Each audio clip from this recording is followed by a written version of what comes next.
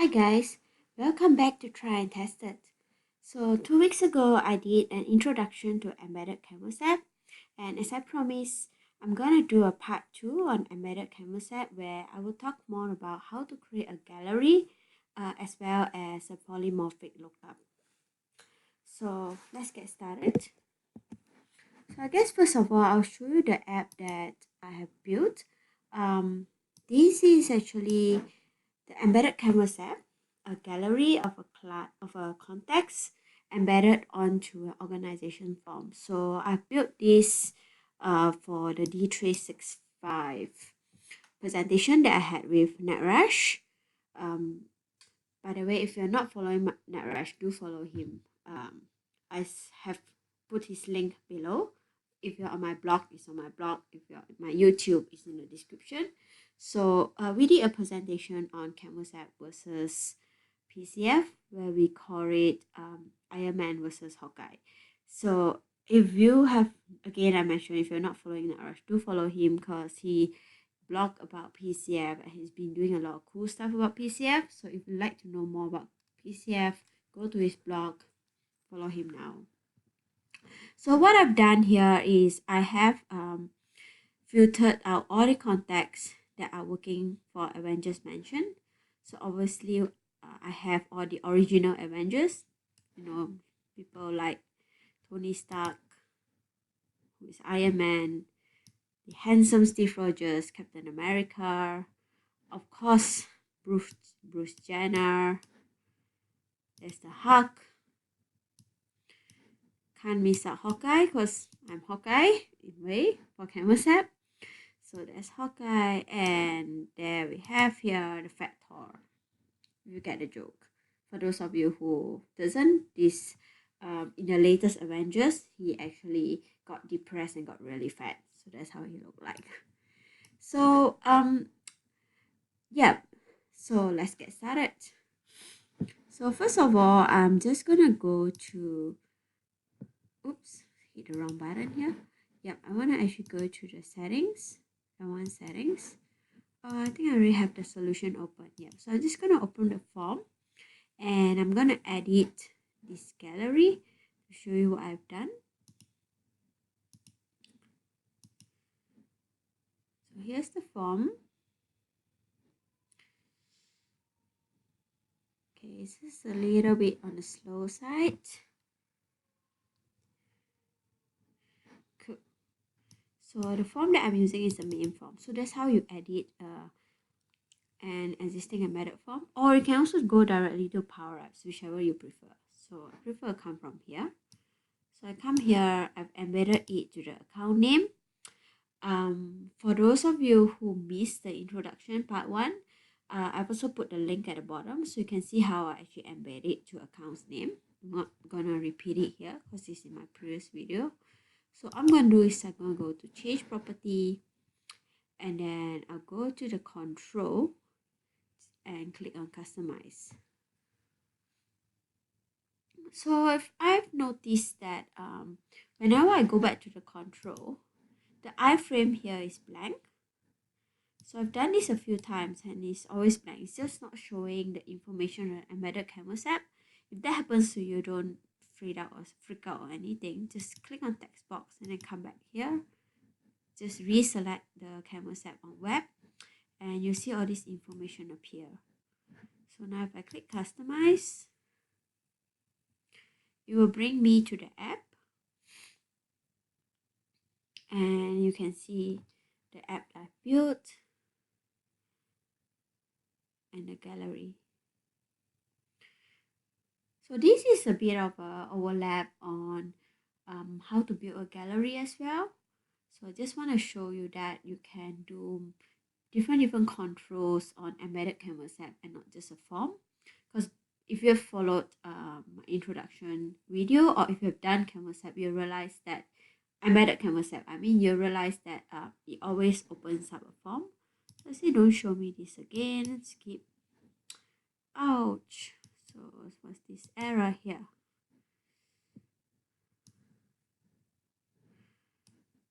Oh, there's lots of error. All right, so it's caused by here. So I'm just gonna remove this.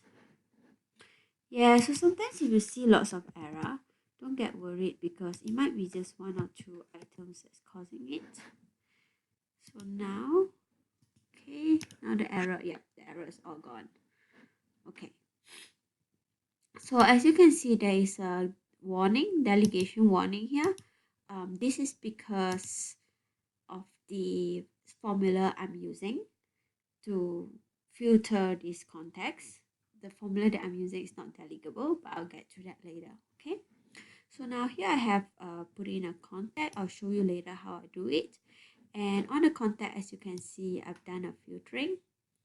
So if the item is just context, it will show all the context. But because I want to filter it by that particular account that you open, because it's embedded on the form, right? So if I open, for instance, ABC solution, I want to see all the people that are associated to ABC solution. So same if I open Avengers, I want to see all the Avengers that is associated to this Avengers organization. So I got a filter. So if you're familiar with filtering or SQL, especially SQL Server, any database for that matter, you know that to filter you have to match the primary ID. In this case, you have to match the parent customer ID value because both accounts and contacts will have the ID value, and that's how these are linked together. So basically, you need to filter based on a field that is linking these two entities together. So here, as you can see, instead of the normal filtering, which just says filter contacts where parent customer ID equals account name, we have used something called is-type and s-type. So why we do that? So is-type and s-type is basically the function that you use if you have polymorphic lookup.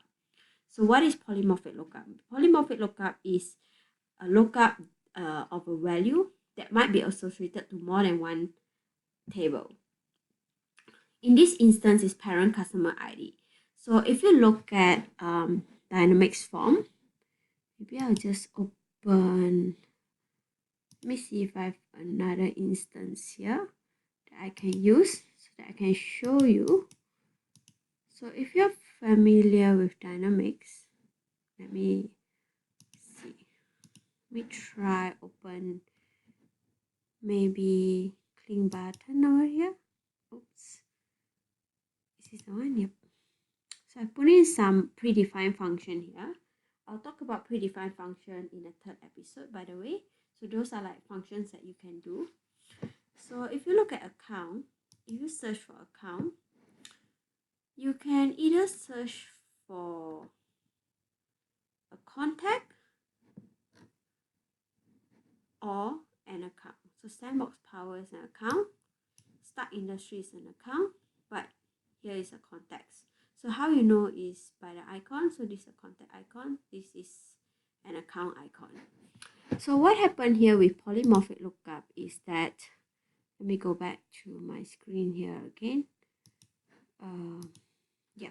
So when you try to filter parent account ID, Power Apps does not know where to get this value from. Should it get from accounts or should it get from contacts? So it get confused. So that is why you need to use is-type and s-type. So another entity that have polymorphic lookup would be the user entity, because when you have a lookup to a user, it could be lookup to an individual user or it could look up to a team. So we search for a name of a user, Power Apps doesn't know. It doesn't know where to look for it. Should you look for a user or should you look for a team? So it will kind of prompt you an error. The way to counter this is to use the is-type and s-type. This comes together as a pair. So is-type actually tells it kind of tell the system that to check if it belongs to account, if it is true. If it's true, yes, then s-type is to associate it, to tell the system to, hey, look for the parent customer ID in accounts. So if you want to look for it in contacts, for instance, then you have to put is-type parent customer ID contacts and s-type associate it back to contacts. And then obviously you got to find for the account name because that's what we're looking for, which is the account name. So basically it's filter the contacts based on this particular account name. where is equals to modern driven form integration dot item dot account name. So why we use this is because modern driven form integration is like the bridge. Is how it actually links the embedded Canvas app on Power Apps, the Canvas app, to Dynamics CE, which is the data set. So all the data set are in the model-driven form integration. So it says from the model-driven form integration, find for the item, which is the list, and find for account name. So if you've been using embedded Canvas app before it gone GA in the preview version, you actually realize that you're doing model-driven integration .data. But now .data is no longer used anymore, because previously you can actually embed it based on either a field or a subgrid. But now it's always based on a field, but it takes up the whole data set and put it into the item. Again, I've explained this in my previous video. So if you want to recap, just watch my previous video. So it says filter contact if is type equals account name. And then you will actually filter and it bring you the value here. So let me show you what will happen if we do the normal filtering, right? So if I cancel this out, let's just take this away and just do how we normally do it. So maybe what I'm going to do is I'm going to enter, shift enter. We say filter contacts parent customer ID underscore value. Couldn't even get that. Yeah, so this is expecting boolean. So maybe what we do is we use the name, which is customer name. Customer name.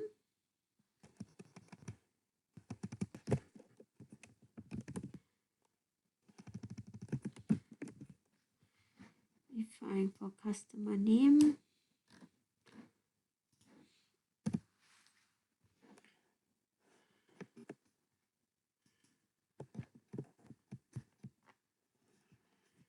Yep, let's look for it here. So I hope I find it. Should be somewhere. Yep, company name. Oh my god. Yeah. So here you go. So company name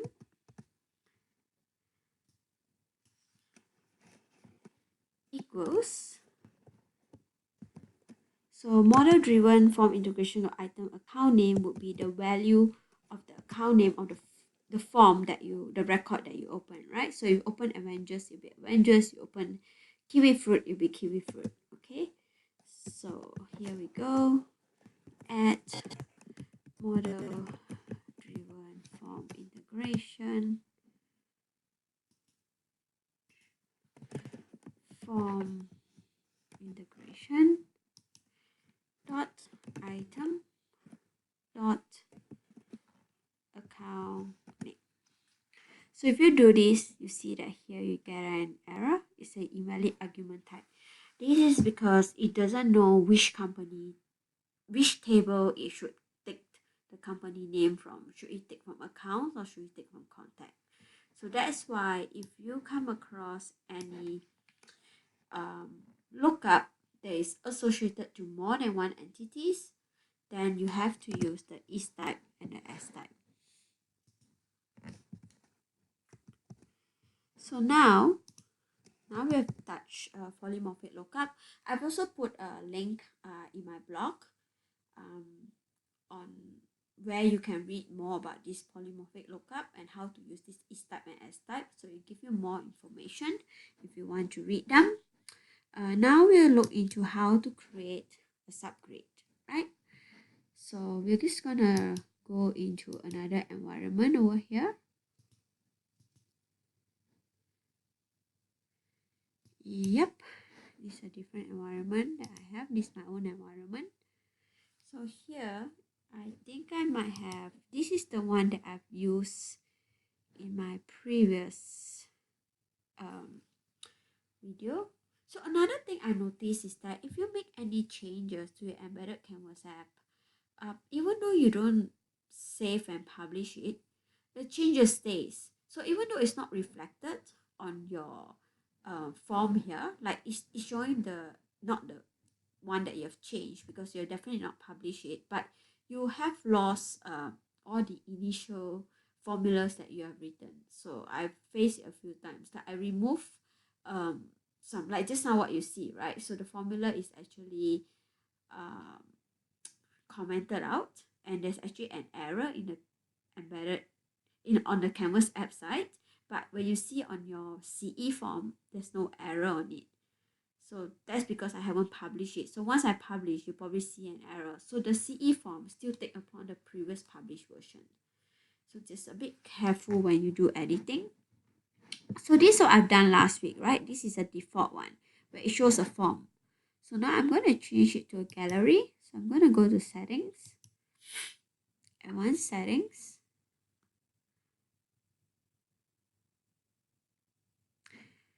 Waiting for it to load.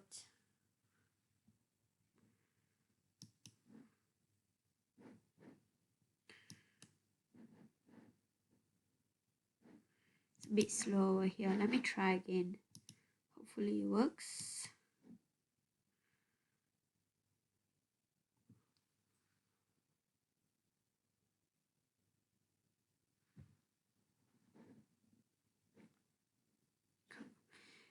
If it doesn't, I'm just gonna come here and open the app, because I know it's called Accounts app. So I mentioned you can actually modify from here as well, because for some reason that is not loading. So I hope this loads.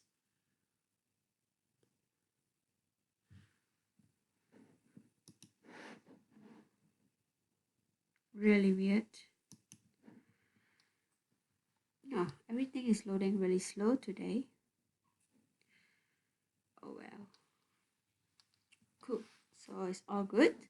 So like I mentioned just now, you can either, open it from here. Oh, there it goes. It opens now. Or you can just directly come to Power Apps if you know your app name. And you see it's the same thing. You see the modern driven form integration. That's what connecting these two together. And you have this form here. So now if I want to change to subgrid, I can just delete this. Right? I remove this. And then I'll just insert, sorry, not subgrid, I mean a gallery. So just insert a gallery here.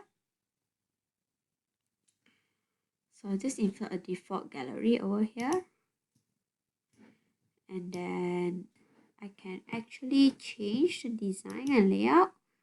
So I could have just text only, or I could just have pictures only. So you got the idea. For now, I'll just use the default one. I don't need this next arrow, because I'm not going to navigate to the next form. So I'm just going to remove this, and I'm just going to change this. So this one, I want it to show. So firstly, I want to make sure this is showing context. So I could either just put context. So if I put context, oops, sorry, I need to actually add the data source in here. I won't add the data source, that big mistake. So add data source, I can either do it this way. Maybe I should just do it this way. Just add context, common data service, and then I select entity. I'll select context entity.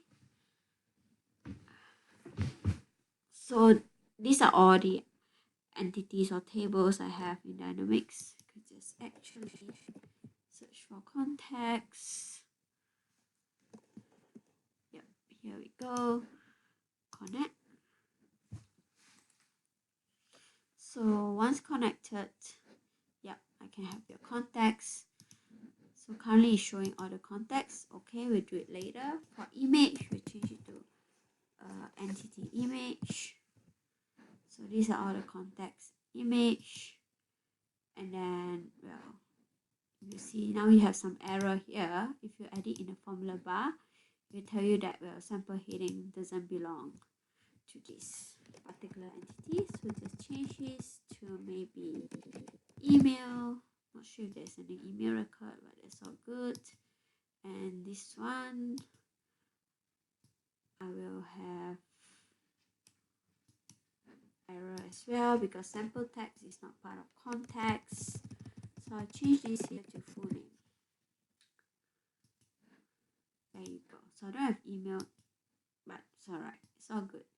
Have this as full name. I could change this to maybe 12. Oops. 12 over here. Can even change this to a different font, Arial. It's all pretty simple up to now. And now this is where I'm gonna filter it. So like I said just now, you can't just filter. So to filter the contacts based on the accounts, like what we mentioned just now, we can't just use the normal filtering or normal search. We have to use polymorphic. So I'm just gonna, to make it easy, I'm just gonna copy the formula across and change it because it's a very long formula to type. So just copy this across. Should be similar because I have it account context as well. There you go. Oh yeah, so now talking about that, so now you see I get the delegation warning. That's because is type and S type is not delegable, so hence you get a warning. So it might cause performance issue if the data set got too large beyond the data set that you have set.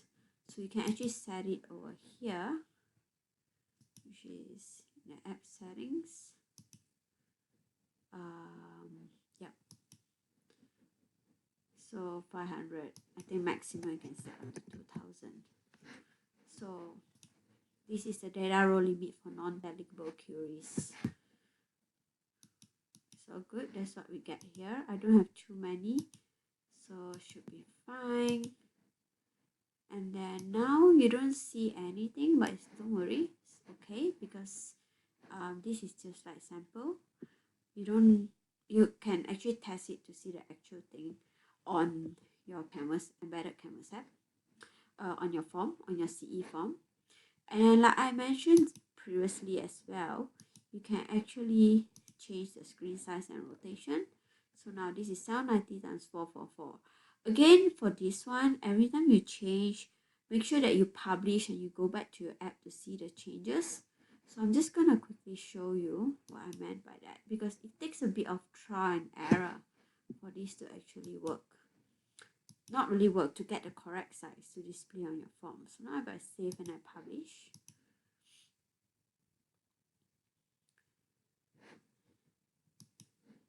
so this is my published version, and then I come here, hopefully the changes take upon the changes, or else I just publish dynamics again. So if it works, I should see all the contacts that are associated to hotwords. Fingers crossed.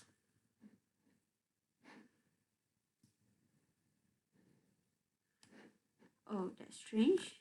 It doesn't load. Let me try again.